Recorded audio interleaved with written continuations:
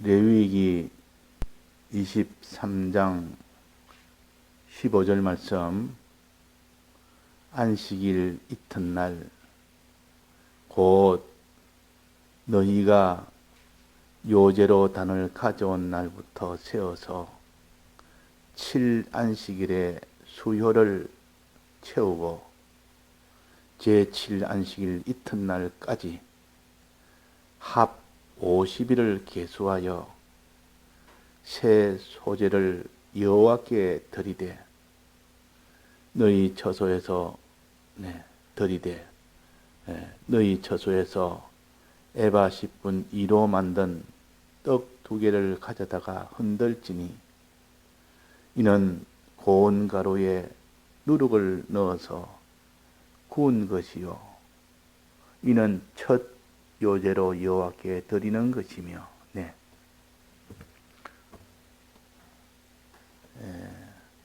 이 레위기는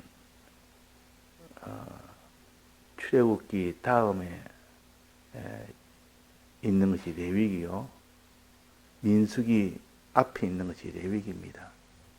레위기는 이스라엘 백성이 진행하는 것은 없었고 오직 시내산에서 하나님이 십계명을 주시며 또 거기에 속한 많은 계명도 다 주시고 난 뒤에 성막을 짓게 하므로 그 성막에서 제사장이 할 일들을 이제 추가로 출애굽기 끝나는 그 뒤에 연결해서 추가로 주신 것이 레위기입니다. 레위기는 내나 이 성막을 짓고 난 뒤에 연결해서 너는 제사는 이렇게 지내고 제사장은 이렇게 세우고 하는 거기에 대한 자세한 것을 이렇게 또 알려주는 것이 레위기요. 레위기가 끝나면 이제는 그 시내산을 시내 평야를 떠나는 겁니다. 그게 민수기입니다. 그러니까 이 레위기는 내나 출애굽기에 연결된 한 부분이다 그렇게 생각하고, 우리가 성막을 완성한 이것이 출애굽기의 마지막 아닙니까? 이제 성막을 완성했으면 그게 이제 제사를 지낼 수 있는 그 성막이 있고 그 안에 제사 드리는 모든 그 집이나 성막 아닙니까? 또 거기에 제사장도 세우고 하는 그런 일들이 자세하게 알려준 것이 레위기입니다. 자, 그 중에서 오늘 요 봉독한 말씀은 3대 절기 중에서 두 번째 절기인 오순절에 대해서 알려주는 말씀입니다. 오순절에. 그 절기 때도 제사를 잘 지내야 됩니다. 안식일 때도 제사 지내고, 월삭 때도 제사 지내야 되고, 또 3대 절기에서도 제사 지내야 되고, 또 그 뒤에 있는 다른 절기에서도 또 제사 지내야 되고, 항상 하나님이 이스라엘 백성에게는 구약에는 제사부터 지내는 이것이 제일 먼저요. 그러고 난 뒤에 항상 말씀을, 하나님의 율법을 증거하는 겁니다. 하나님의 율법을 항상 들어서 율법대로 살아라. 한 주신 이 계명대로 살아라. 제사 지내는 것과 이 계명 지켜 사는 이 생활을 가르친 것이 구약 이스라엘 백성이요. 신약에는 어떻습니까? 신약은 제사 지내는 것이 아니라 주님의 대속을 믿으라는 뜻이요. 주님의 대속을 믿는 것. 제사의 가장 껍데기 외부적인 뜻은 예배를 드리라는 뜻이고, 그 예배의 알맹이는 예수 그리스도를 믿는 일을 해라 그 말입니다. 또 말씀대로 순종하는 일을 해라. 이 두 가지가 구약에서는 제사와 이 율법을 가르치는 겁니다. 율법대로 살아라고. 그래서 예수님의 대속을 믿는 생활과 또 계명을 대로 순종하는 이 순종 생활이 됐을 때 그것이 온전한 믿음 생활입니다. 이 온전한 믿음 생활이라. 믿음이 없으면 순종 생활을 못합니다. 계명 생활을 못한다 그 말. 온전한 믿음이 되면 계명 생활은 저절로 잘 되어집니다. 그래서 믿음이라는 것은 중요하다. 주님의 대속을 믿지 않고는 아무도 이 계명 생활을, 이 순종을 못하는 겁니다. 또 이 계명 생활을 하지 않고 자꾸 믿음만 강조하고 믿는 일만 하겠다 이러면 그 사람은 온전한 믿음이 안 되기 때문에 하나님에게 복을 받을 수는 없습니다. 그래서 항상 구약에는 이렇게 제사 지내는 것부터 시작해서 그 다음에는 계명을 가르치는, 그 계명대로 살도록 가르치는 그 일을 하는 것이 구약 이스라엘 백성에게 하는 것이요. 그래서 지금 우리에게는 주 예수 그리스도를 믿으라. 주님의 대속을 믿으라. 믿는 그 한 큰 축이 하나 있고, 또 그 다음에 하나님 뜻대로는 순종해라. 계명대로 순종해라. 이 순종하는 가장 중심의 내용은 뭡니까? 하나님을 사랑하고 이웃을 사랑하는 것이 계명의 중심입니다. 하나님의 사랑을 받는 것이 대속을 믿는 것이요. 하나님을 사랑하고 이웃을 사랑하는 것이 그것이 계명대로 사는 겁니다. 계명대로 살아라 하는 그 내용을 본다면 하나님을 사랑하고 이웃을 사랑해라 하는 것이요. 그래서 우리가 한 말씀대로 순종해야 되지 않느냐 할 때 그 순종이 무슨 순종이냐? 하나님 사랑하는 순종해라. 이웃을 사랑하는 순종해라. 이렇게 우리는 하나님을 믿고 또 주님을 믿고 그대로 뜻대로 순종해 나가는 그 걸음이 우리의 걸음이요. 그것이 구원을 얻는 걸음입니다. 자, 오늘 여기 있는 오순절은 이스라엘 백성이 애굽에서 나온 것이 완료되는 그날부터 시작해서 50일 뒤에 이 말씀과 성령을 받은 절기입니다. 애굽에서 나온 것이 언제 완료가 됐습니까? 자, 애굽에 나온 것이 언제 완료가 됐죠? 애굽에서 람셋에서 출발을 했습니다. 그때 나온 것이 완료가 된 것이 아니고 거기서 계속 나오다가 마지막 홍해바다에, 거기 앞에서 이제는 홍해바다를 건넜을 때 완전히 애굽에서 나올 때입니다. 그래서 람셋에서 나올 때는 그때는 출발이었고 홍해바다 건넜을 때는 출애굽이 완성되는 때입니다. 그 출애굽이 완성은 홍해바다 건너때라. 홍해바다는 부활을 가르칩니다. 예수님의 부활을 가르칩니다. 죽었다가 다시 살아나는 것이 홍해바다입니까? 물 속에 들어갔다가 다시 나오는 것이에요. 그러니까 이 홍해바다를 건넌 이후부터, 그때부터 계산해서 50일 뒤에 시내산에 도착해서 계명을 받은 겁니다. 그래서 그걸 오순절이라고도 합니다. 신약에서는 성령을 받는 것도 내나 예수님이 부활하신 이후에 50일 뒤에 성령을 보내서도 성령을 받은 겁니다. 그래서 50일이라는 의미는 주님의 이 죽으심의 대속이 완료되는, 즉 부활하는 그 시점에서부터 시작해서 50일 동안 간격을 두고 그 뒤에야 성령을 받았다, 성령을 받는다는 것을 가르치는 겁니다.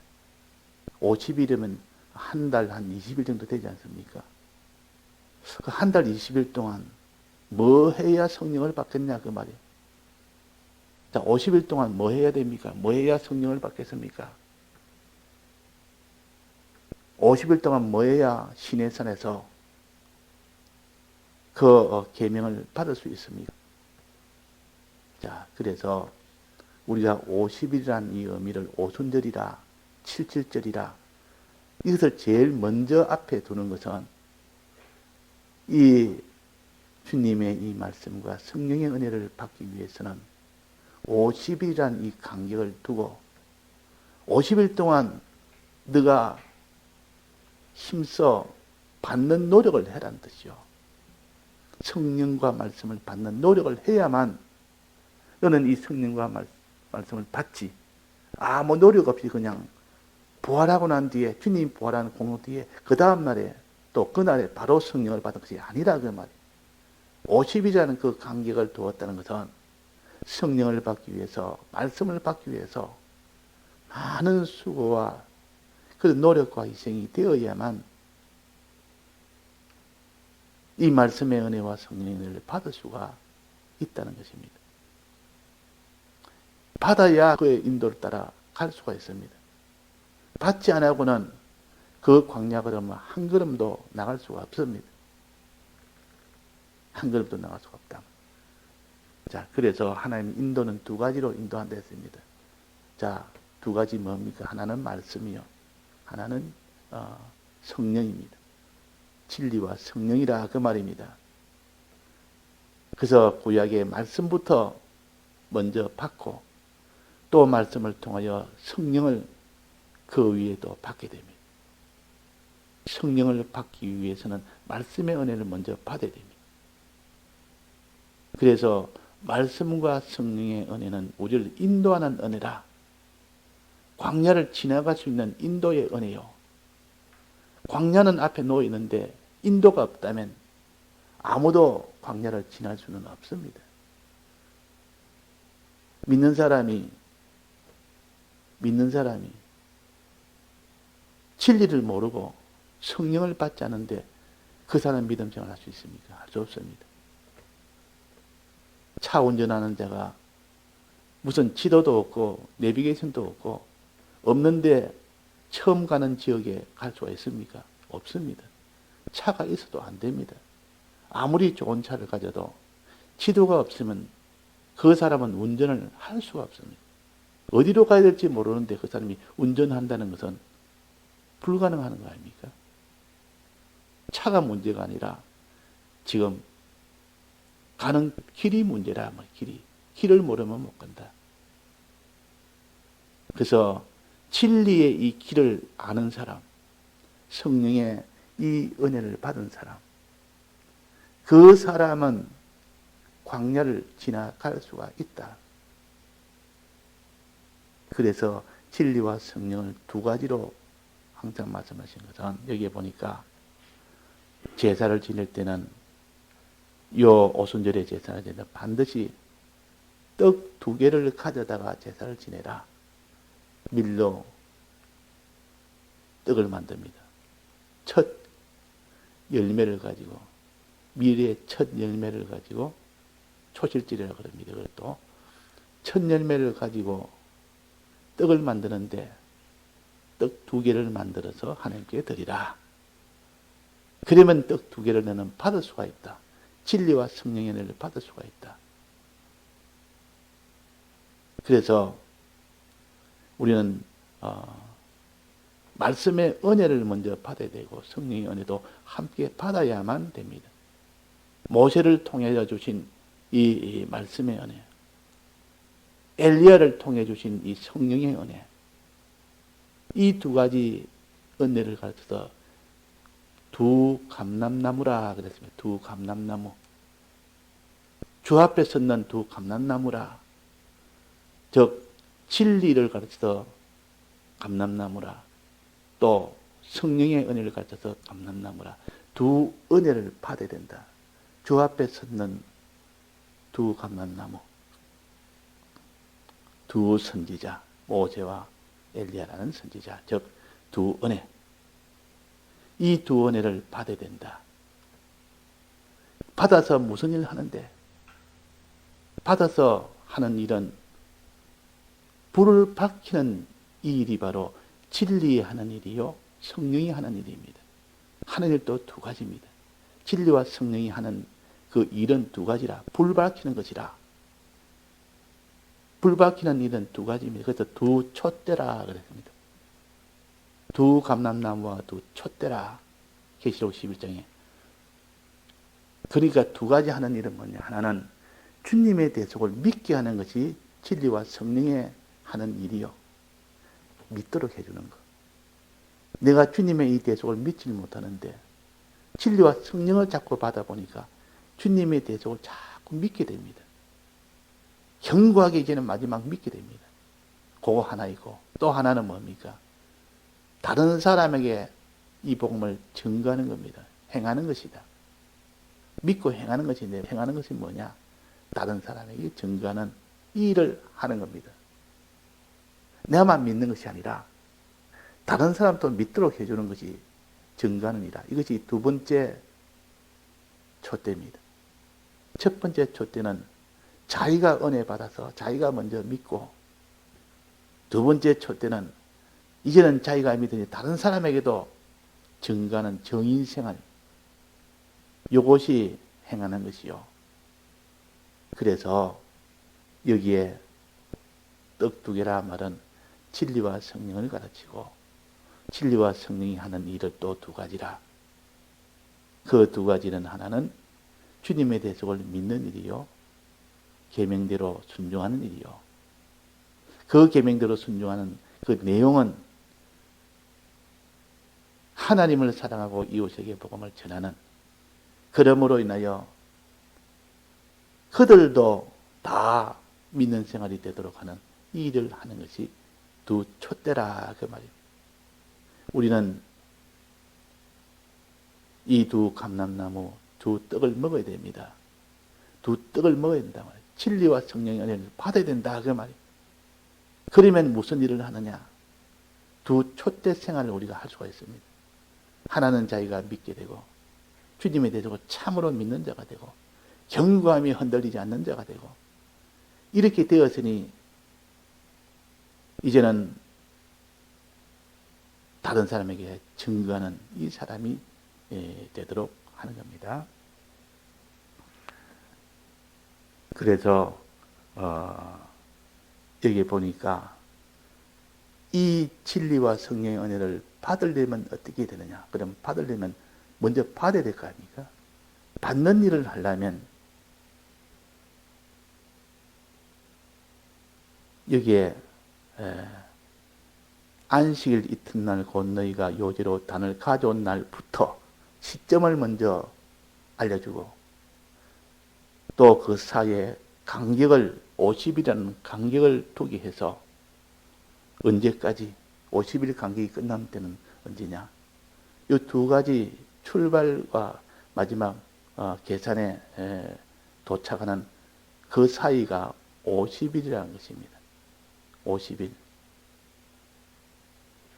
즉 예수님의 부활하심과 또 성령의 은혜를 받는 그 간격이 50일 만에 성령의 은혜를 받습니다. 홍해바다 나와서 시내산에 도착해서 계명을 받는 기간도 50일이었습니다. 50일 동안 해야 될 일이 뭐냐? 어떻게 하면 말씀의 은혜를 받으며 어떻게 하면 성령의 은혜를 받느냐는 이것을 가르치는 것이 오순절이요, 칠절절이요. 자, 50일 동안 뭐를 해야 됩니까?